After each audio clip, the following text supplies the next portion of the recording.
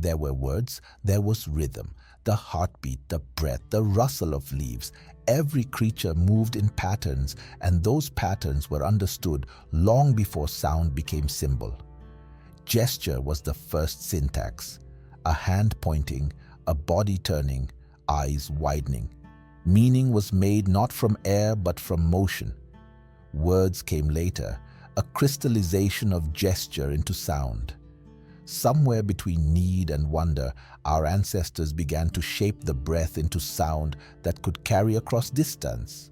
A hunter mimicked the call of an animal, a mother hummed comfort, a mourner echoed the name of the lost.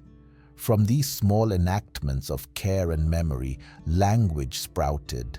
So who made words? No single maker. The earth made them through us. The wind taught us tone, the river flow, the fire intensity. Human mouths only gave form to what the world was already saying. Chief Joseph, Hinmatóowyalahtq, thunder rolling down the mountain, once said, "It does not require many words to speak the truth." He spoke as one who knew that truth is older than language, that silence itself carries a kind of holiness. His was not a silence of fear, but of presence. The stillness of someone whose spirit stood in rhythm with the land. Words, he knew, are only shadows of understanding, fragile, flickering reflections of something far more eternal.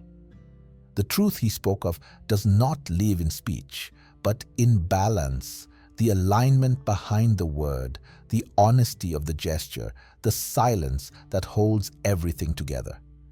So yes, speak truth softly, but remember, it is not the speaking that makes it true. It is the life that shapes it, the breath that steadies it, the stillness that gives it weight.